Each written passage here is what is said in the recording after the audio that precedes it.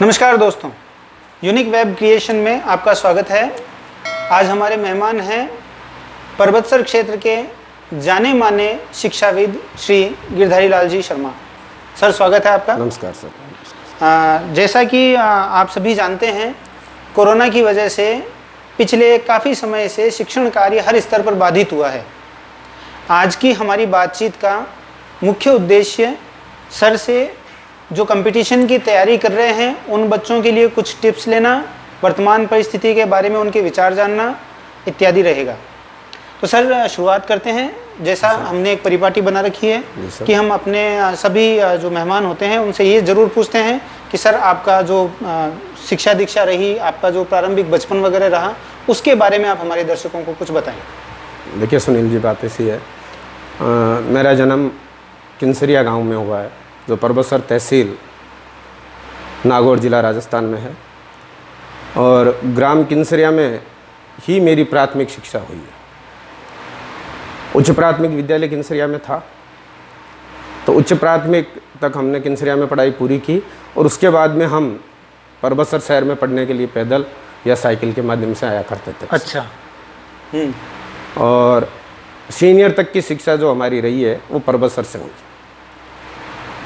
उसके बाद चूँकि कोई आसपास में कॉलेज था नहीं और गांव में ऐसी व्यवस्था भी नहीं थी, तो इसलिए आगे की जो हमारी शिक्षा रही है वो एक स्वयं पाठी विद्यार्थी के रूप में रही। अच्छा, कॉलेज आप गए नहीं फिर? आप? जी नहीं, ठीक है। कॉलेज मैंने केवल बीएड कॉलेज किया रेगुलर। बाकी मैंने स्वयं पाठी के रूप में 4 सब्जेक्ट में, पहले हिस्ट्री में, फिर लिटरेचर हिंदी, उसके बाद ज्योग्राफी, और उसके बाद साइकोलॉजी में एमए किया। अच्छा, बहुत बढ़िया सर। तो आपने मतलब एक तरीके से जो लाइफ साइंस है उसके तकरीबन सब्जेक्ट्स आपने टच किए हैं। हाँ, वो रुचि का विषय थे जो भी। और देखिए, शिक्षा में एक चीज़ ऐसी होती है कि अगर आप कंटिन्यू लगातार है तो ही आप लगातार सीखते जाते हैं, क्योंकि इसकी कोई सीमा नहीं होती है। और जब हम भूगोल सीखते हैं तो इतिहास सीखने का मन करता है। बिल्कुल, आपस में कनेक्टेड है बिल्कुल। इसलिए और मैं पढ़ता गया और पढ़ाता गया, बस ये लगातार ऐसे चलता रहा। और अब भी मेरी इच्छा है कि मैं राजस्थानी में कम से कम एक एमए और करूँ। क्या बात है सर, बहुत बढ़िया। आपका जज्बा देख करके खुशी हुई सर।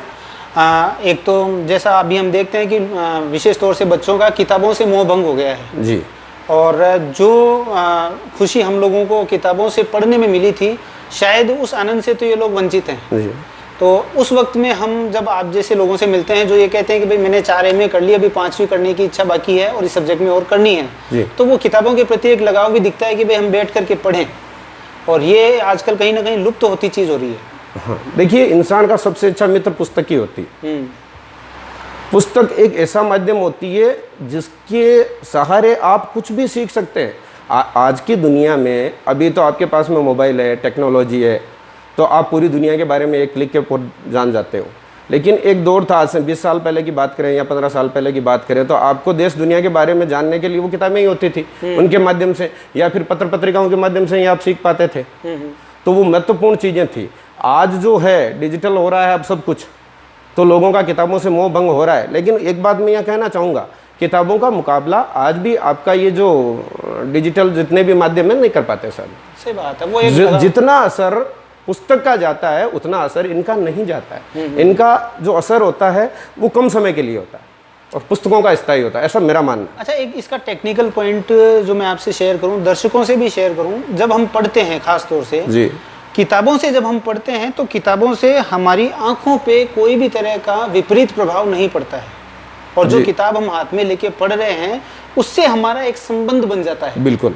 जबकि डिजिटल डिवाइसेस से यदि हम कुछ पढ़ते हैं तो एक तो उससे जो स्क्रीन से रेडिएशंस निकलते हैं, जो लाइट्स अलग अलग पावर कम ज़्यादा में आती है, वो फ्लक्चुएट होती है, उससे हमारे आंख के रेटिना पे बुरा असर पड़ता है। तो लंबे समय तक हम वैसे भी जितना लंबा समय, मान लो आपने 6 घंटे 8 घंटे अगर पढ़ना है तो आप किताब से पढ़ सकते हैं, लेकिन 6 घंटे 8 घंटे आप किसी टैबलेट से नहीं पढ़ सकते। ये एक थोड़ा सा जानने का।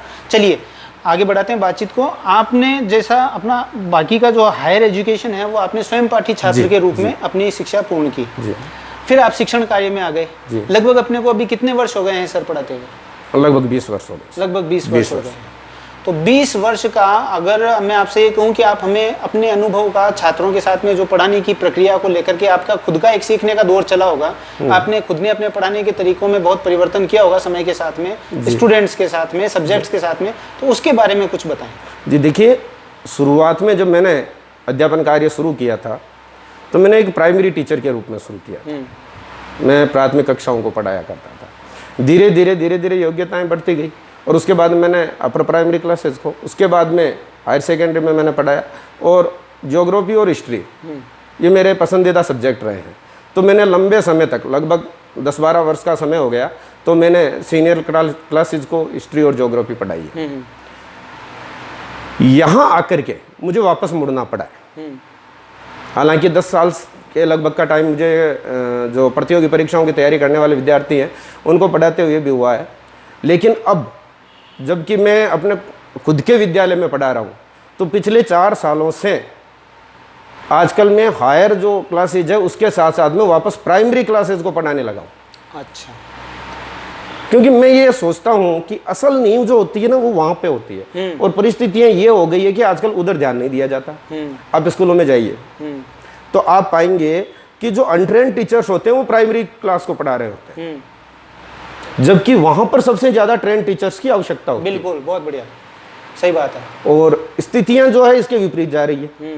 तो हमने एक नई ये सोच रखी है कि हम छोटी कक्षाओं में, प्री प्राइमरी में और प्राइमरी में ट्रेन टीचर्स जो बच्चे को बेहतर तरीके से समझ सके, जो ट्रेंड है, जिनको मनोविज्ञान समझ आता है, उनके द्वारा अगर पढ़ाएं तो शिक्षण बेहतर हो सकता है।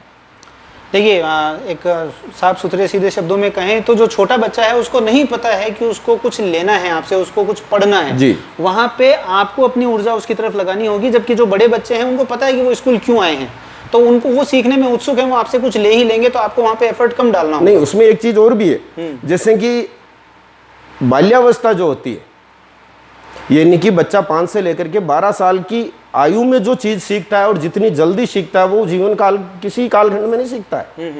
उसका जो बचपन होता है उसमें वो और चीज सीखता है, और जो पहली बार उसने जो चीज सीख ली है वो उसको जिंदगी भर भूलता भी नहीं है। अब अगर आपने प्राइमरी क्लास में बच्चे को किसी अक्षर का या शब्द का, मैं बताऊं आपको, उच्चारण करना जो सिखाया है, अब जिंदगी भर वो उसको उसी रूप में उच्चारित करेगा।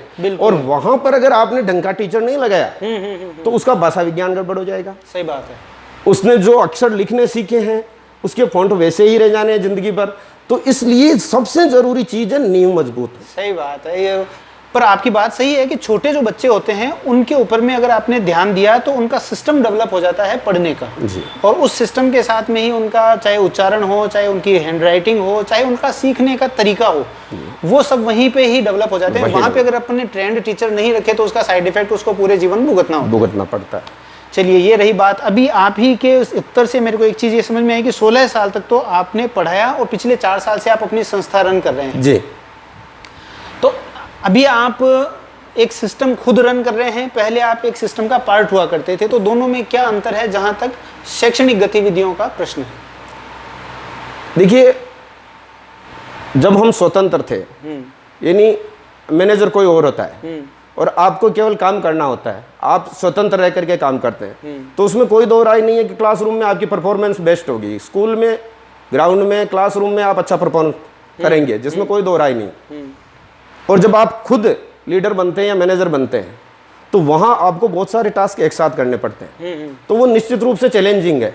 लेकिन हाँ, उसमें एक चीज की आशा नहीं, जब हम किसी दूसरी संस्था में काम करते हैं तो हमें नियम कायदे उनके फॉलो करने पड़ते हैं, उनके हिसाब से चलना पड़ता है। अगर कोई चीज एक शिक्षक के नाते जो चीज मैं करना नहीं चाहता, कई बार वो भी करनी पड़ जाती है। सही बात है। और जब हम अपनी संस्था में होते हैं तो नियम कायदे अपने होते हैं और वो हम वहां पर लागू कर सकते हैं, अपने प्रयोग वहां पर कर सकते हैं, जैसे कि मैंने किया।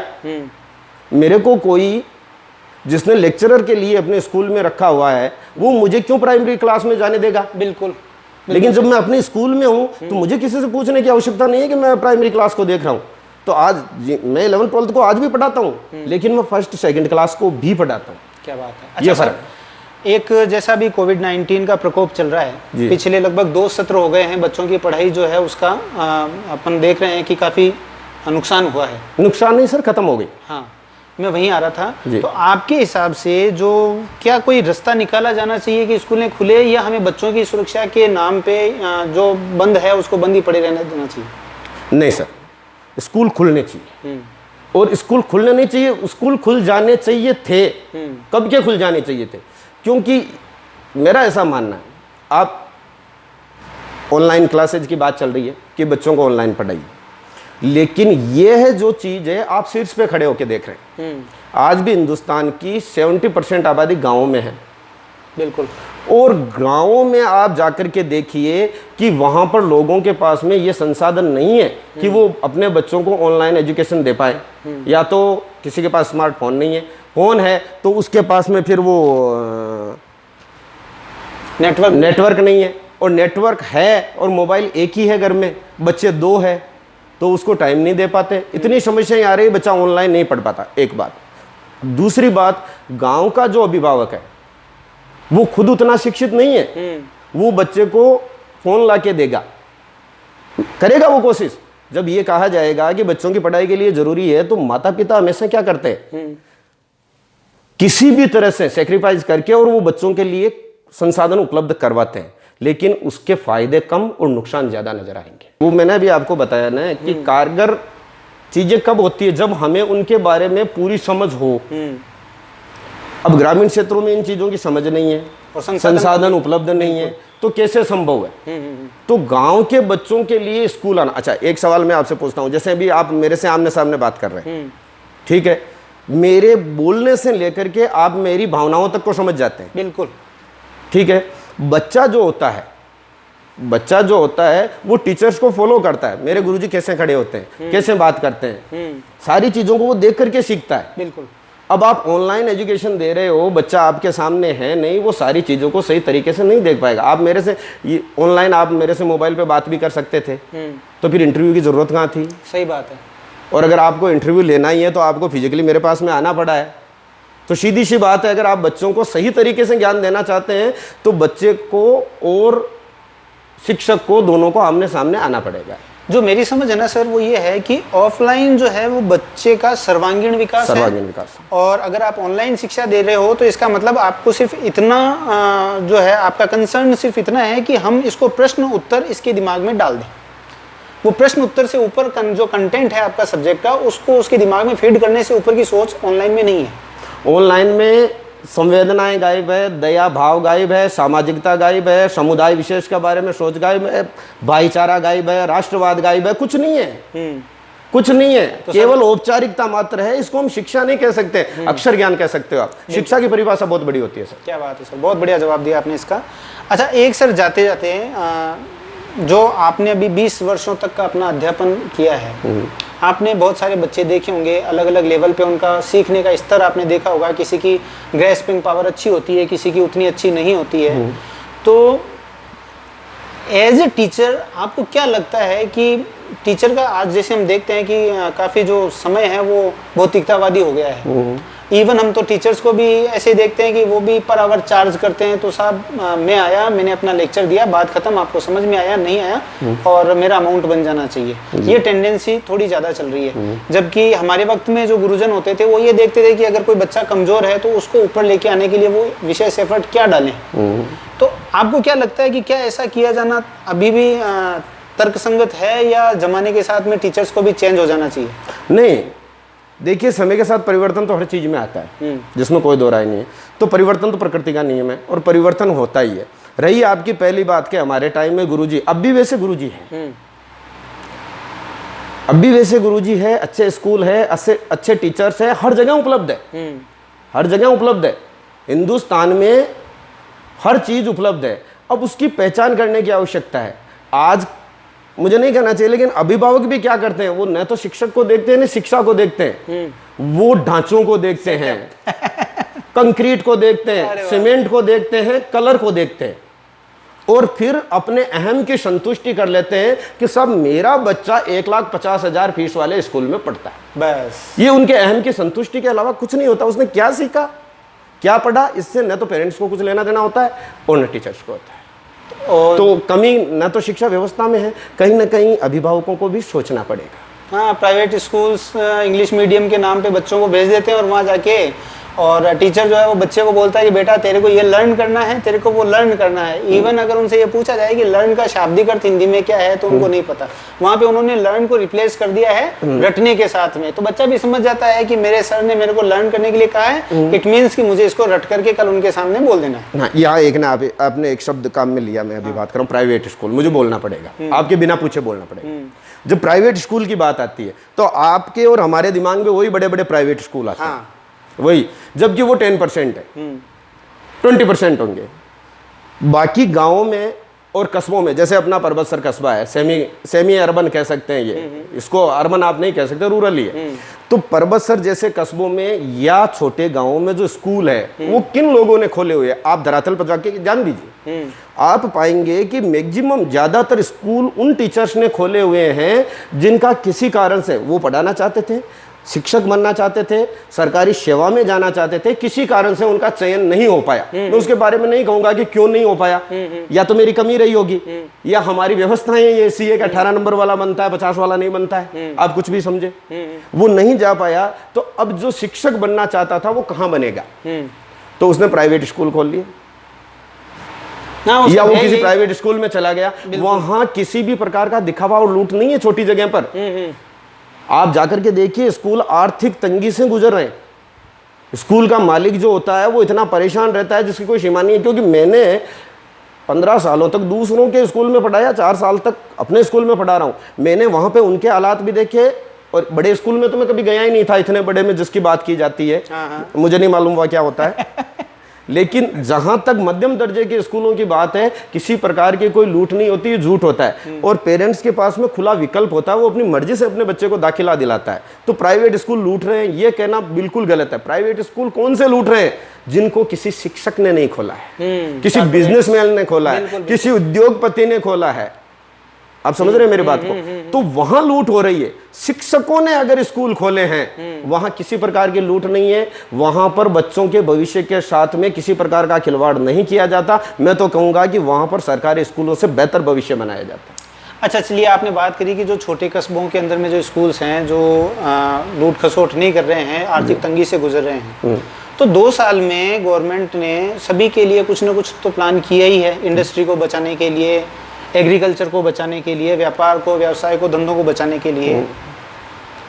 स्कूल्स की तरफ से क्यों आवाज़ नहीं उठती है कि या तो आप पेरेंट्स को किसी तरह का अनुदान दें कि वो बच्चों की फीस जमा करा पाएँ, या स्कूल्स को इतना आप कैपेबल कर दें कि वो बच्चों से फीस लिए बगैर इस समय के अंदर में बच्चों को पढ़ा पाएँ। देखिए, स्कूलों की जहाँ तक बात है, एक तो मैं आपको पहले बात बताऊं कि जो एजुकेशन है, शिक्षा है, इससे जितने भी जुड़े हुए लोग होते हैं बुद्धिजीवी वर्ग के, तो वो सीधे से पत्थर हाथ में लेकर के और रोड पर आ जाए, ऐसा संभव नहीं है। आंदोलन हो जाएगा। या अब तक अगर कोई दूसरा वर्ग होता और उनका काम धंधा इतने समय तक बंद होता तो सरकार को आंदोलन झेलने पड़ जाते कितने।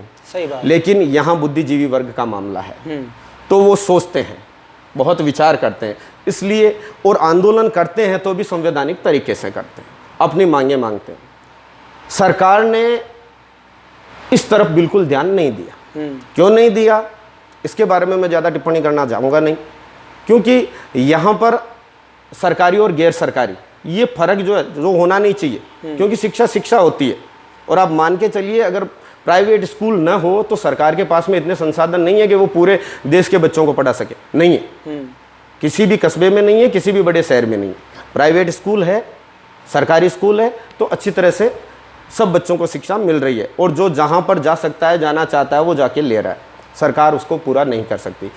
अब अगर आप इतिहास में देखें तो प्राचीन काल में देख ले, मध्य काल में देख ले, और आधुनिक भारत में भी, ब्रिटिश काल में भी आप देख लें, राजाओं महाराजाओं के द्वारा स्कूलों को अनुदान दिए जाते थे, वजीफे दिए जाते थे। सही बात है। ठीक है, ये प्रक्रिया शुरू से थी और शिक्षा का विकास होता गया, देश आगे बढ़ता गया।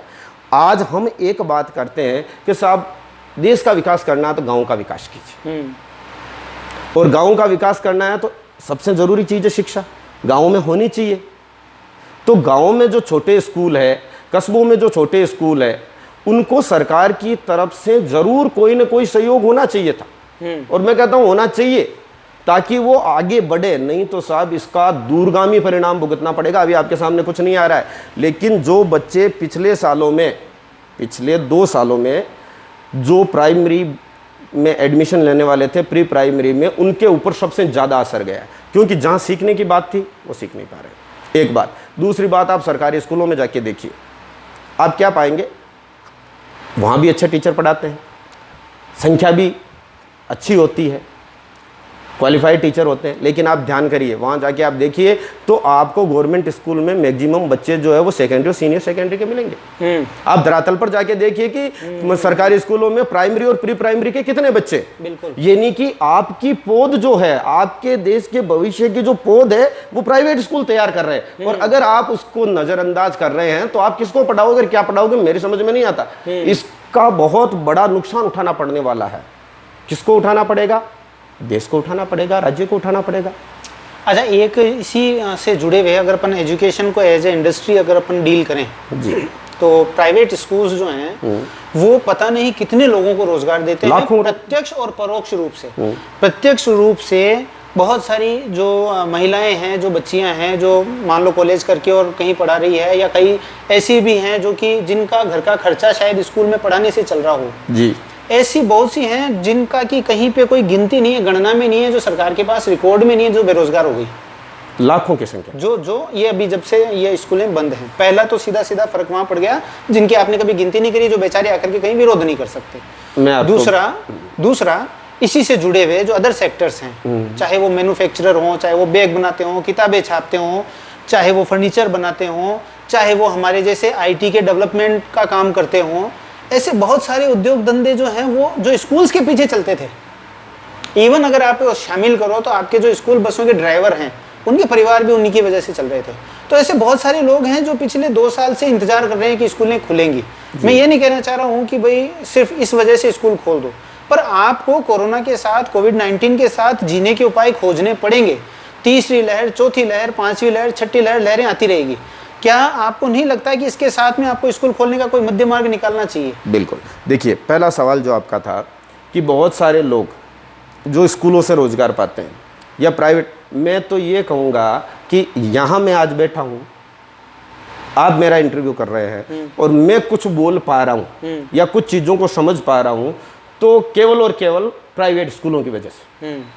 क्योंकि अगर प्राइवेट स्कूल्स नहीं होते तो मैं सामान्य किसान के अलावा कुछ नहीं होता, और आप मेरा इंटरव्यू ले भी रहे होते तो एक किसान के रूप में ले रहे होते। बिल्कुल। क्योंकि सरकार से मुझे नौकरी मिली नहीं। मैं कहाँ जाता जी? या तो मैं इंडस्ट्रियल एरिया में पत्थर तोड़ता या खेतों में फसल उगाता। प्राइवेट स्कूल थे इसलिए मैं वहाँ पर चला गया, मुझे वहाँ पर काम मिला और मैंने अपना सफ़र शुरू किया, यहाँ तक पहुँचा। सही बात। तो ये कहानी मेरी नहीं, लाखों युवाओं की है, लाखों लोगों की है। हमारे गांव में बात ये चलती है कि बच्ची को बीएड करा दो और कुछ नहीं तो किसी प्राइवेट स्कूल में पढ़ा करके अपना घर खर्चा तो चलाएगी। क्या सही बात है। हाँ, ये लाइन कही जाती है। अब आपने उस रास्ते को ही अगर बंद कर दिया और असर तो सब पर जाना है।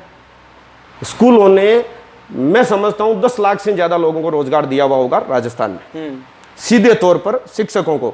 उसके अलावा जैसे आपने बताया मैन्युफैक्चरर है या ड्राइवर है या स्वीपर है, और भी जितने भी लोग हैं जो स्कूलों से जुड़े हुए और वहां से रोजगार प्राप्त करते हैं, तो उनके ऊपर भी सीधा असर इसका गया ही गया और उसका नुकसान भी हो रहा है लगातार। चलिए देखते हैं, ये तो भी ऐसा मुद्दा है कि जिसका चर्चा। एक बात जो आपने पूछी, क्या इसका बीच का रास्ता हो सकता है? बिल्कुल हो सकता था, बिल्कुल हो सकता था। आप स्कूलों को खोल सकते थे भाई। अभी जैसे मई के महीने में और अप्रैल महीने में कोरोना का ज़्यादा असर था, बंद थे, कोई बात नहीं। जून जुलाई से कम हो गया असर, तो आपको खोल देना चाहिए था। संख्या कम कर देनी चाहिए थी कि आप 25% विद्यार्थियों को बुला सकते हो या क्लास वाइज बुला सकते हो कि आप मंडे को इस क्लास को बुलाओगे, ट्यूसडे को इस क्लास को बुलाओगे, उस हिसाब से आप चला लो स्कूलों को। या आप केवल बच्चों को गाइडलाइन के हिसाब से पहले जैसे खोला था वैसे आ जाए। और अगर आपको लगता है कि तीसरी लहर आ रही है तो आप बंद कर सकते हैं ना, वो एक आदेश से हो सकता है। उसके लिए आपको लंबे 6 महीने तक बंद रखने की आवश्यकता का है। जब अभी सब कुछ सामान्य है, सब चीजें खुल गई तो स्कूल भी खुल जाए और बाकी सब चीजें बंद हो तो स्कूल, ये तो है ही नहीं कि केवल स्कूल से ही कोरोना फैलता है। मैं आपको बताऊं, हमारे पास में 300 बच्चे हैं और हमारे पास 20 टीचर है। हम रोजाना 300 बच्चे और 20 टीचर ही मिलने वाले हैं। हमें बाकी 321वां व्यक्ति हमसे नहीं मिलेगा, और मिलेगा तो ऑफिस तक रहेगा वो, और वहाँ पे आप सारा जो भी कोविड-19 का जो उसका व्यवहार है, उसका वो सब सारी अनुपालन व्यवस्थाएं करोगे। होती है। बिल्कुल। और आप रोजाना पता नहीं कितने लोगों से मिलते हो, तो कोरोना का खतरा आपको ज्यादा है कि हमें ज्यादा है? सही बात है। व्यापारी कितने लोगों से मिलते हैं, उनको ज्यादा खतरा है कि स्कूल वालों को ज्यादा खतरा है? ठीक है, उनको किया जा सकता था शुरू, एक बात। दूसरी बात, अभी देखिए आपने ये सवाल किया तो मैं कहना चाहूँगा, सरकारी स्कूलों में एक प्रोग्राम चल रहा है स्माइल। मैं सब चीज़ों को स्टडी करता हूँ, घर से सीखो करके स्माइल 1 2 3 सरकारी स्कूलों में चलाया जा रहा है। आओ घर से सीखे, बच्चों को होमवर्क दिया जा रहा है। ये सरकार को चाहिए था कि प्राइवेट स्कूलों को भी इसी प्रकार निर्देशित करें। बिल्कुल, सरकार को चाहिए था कि प्राइवेट स्कूलों को भी इसी तरह से निर्देशित करें कि आप भी इस प्रकार का काम कीजिए, और पेरेंट्स से मीटिंग करके और ये योजनाएं चलाइए और वाजिब फीस लीजिए। पेरेंट्स को भी कोई फर्क नहीं पड़ता, टीचर्स की नौकरी भी नहीं जाती, स्कूलों की माली हालत भी खराब नहीं होती, सब कुछ सही हो सकता था। सरकारों ने क्या किया, आप फीस नहीं ले सकते, बिना टीसी प्रवेश हो जाएंगे, आदि आदि। ये चीजें उचित नहीं है, ये शिक्षा के विकास में अवरोध उत्पन्न करने वाली बातें हैं। हम विकास की बात करें, नकारात्मक बात हम क्यों करें? तो रोकने की तो बात कहीं होनी ही नहीं चाहिए। स्कूल नहीं खुले, बहुत बड़ा नुकसान होगा जी। यह सवाल ना कहें इसको, एक आपसे अनुरोध की, जो बच्चे कंपटीशन की तैयारी कर रहे हैं, आपके पास में इतना विशद अनुभव है, इतने समय से आप कंपटीशन क्लास भी ले रहे हैं, बच्चों को पढ़ा रहे हैं, तो उनके लिए आप कोई संदेश देना चाहें कि तैयारी, खास तौर से जीके जैसा जो विषय है, क्योंकि दूसरों का पता नहीं, लेकिन मुझे ऐसा लगता है कि बिल्कुल बोरिंग, क्योंकि आपको हर चीज़ रट्टा मारनी है और रट करके याद रख करके लिखनी है कि कौन सा पठार कितना लंबा है, कौन सा पहाड़ कितना ऊंचा है, कौन सा समुद्र कितना गहरा है। मेरी को तो कम से कम इसमें कोई रुचि नहीं है, लेकिन परीक्षा में अगर ऐसे सवाल आते हैं तो उनको वो किस तरीके से उनका मुकाबला करें? देखिए, रुचि का जहां तक सवाल है, वहीं वापस स्कूलों में जाना पड़ेगा। जब आप primary, upper primary, higher school में पढ़ रहे होते हैं, तो आपका फोकस, आपके अध्यापक का फोकस, आपके स्कूल के निदेशक का फोकस, आपके प्रिंसिपल का फोकस गणित, अंग्रेजी, विज्ञान, गणित, अंग्रेजी, विज्ञान। हमने क्या किया, जीके को हमने 9th में ही मार दिया, भूगोल, इतिहास कोई पढ़ लेगा, ठीक है। और फिर उसके बाद में 11th में आए तो आर्ट्स तब लेनी है जब अच्छे परसेंटेज न आए। बिल्कुल ठीक है, तो वो रुचियां तो हमने खत्म स्कूली लाइफ में ही कर दी। सही है। अब उसके बाद जब अपन कंपटीशन क्लासेज, जब अपन प्रतियोगी परीक्षाओं में आते हैं, कंपटीशन एग्जाम्स में आते हैं, या वहाँ क्लासरूम में जाते हैं, तब हमें ये एहसास होता है कि हमने, अगर ये कुछ नहीं होता, 9वीं से 12वीं तक की चीज़ें ही हम पढ़ाते हैं, कंपटीशन में भी वही चीज़ें होती है, उनको विस्तार से पढ़ाते हैं। वहाँ पर बच्चे रट्टा मार करके 2 लाइन पढ़ते हैं, यहाँ आकर के हम समझा देते हैं कि ये इसलिए और ऐसे होता है। तो मैं जो कंपटीशन क्लासेज, जो एग्जाम्स है, उसकी तैयारी करने वाले जो विद्यार्थी हैं, उनको मैं यही कहना चाहूँगा कि जीके तो सबसे आनंददायक सब्जेक्ट है जी, क्योंकि इससे आपको देश दुनिया के बारे में जानकारी। देखिए, भूगोल पढ़ना आपको, अपने राजस्थान का भूगोल, अपने भारत का भूगोल, दुनिया का भूगोल, कहाँ क्या है, इस हिस्ट्री पढ़नी है। आपने आते ही मेरे से पहला सवाल क्या किया था? आपने आते ही मेरे से पहला सवाल पूछा था कि सर आपका जन्म कहाँ हुआ? आपकी कहानी इतिहास से शुरू हुई है। बिल्कुल, आपने सबसे पहले मुझसे मेरा इतिहास पूछा, तो रुचि तो आपकी मुझ में थी। अब ठीक है कि उसको हम भूख को बढ़ाते कैसे जाते हैं। सही बात है। अगर आपकी जानने की चाह बढ़ती रहेगी, एक बात। दूसरी बात, आप समसामयिक घटनाओं पर नजर रखें। आप नियमित रूप से समाचार पत्रों को पढ़ें, पत्रिकाओं को पढ़ें, आप न्यूज चैनल्स देखें, फजूल चीज़ों पर ध्यान न दें, और दुनिया में, देश में जो घटनाएं घटित हो रही है उसको देखें, समझें, उनके बारे में जानकारी प्राप्त करने की कोशिश करें। धीरे धीरे आपका जीके में इंटरेस्ट डेवलप हो जाएगा। बहुत बढ़िया सर। तो आशा है हमारे दर्शकों को यह बातचीत उपयोगी लगी होगी, पसंद आई होगी। हमने कोशिश की कि सर से हम न सिर्फ ये जानें कि किस प्रकार उन्होंने अपना जो करियर है शिक्षा के क्षेत्र में आगे बढ़ाया, कैसे उनके अनुभव रहे, वर्तमान जो परिस्थितियां चल रही है, क्योंकि ये एक स्कूल भी चलाते हैं तो ये बेहतर बता सकते थे। तो हमने इनसे ये भी जानने की कोशिश की कि स्कूलों का अभी क्या हाल है, ना खुलने से बच्चों पे कैसा प्रभाव पड़ रहा है, इनके पास में उसके लिए क्या सॉल्यूशन है, और जो बच्चे कंपटीशन एग्ज़ाम्स की तैयारी कर रहे हैं उनके लिए इनके पास में क्या संदेश है। तो हमने हमारी तरफ से भरसक प्रयास किया कि यह इंटरव्यू आप लोगों के लिए उपयोगी, ज्ञानवर्धक और रुचिकर सिद्ध हो। आशा है हमारा यह प्रयास आपको ज़रूर पसंद आएगा। इसी प्रकार के और इंटरव्यू, साक्षात्कार अलग अलग व्यक्तित्व से देखने के लिए हमारे चैनल पे बने रहें। सर, समय देने के लिए बहुत बहुत धन्यवाद। धन्यवाद सर आपको।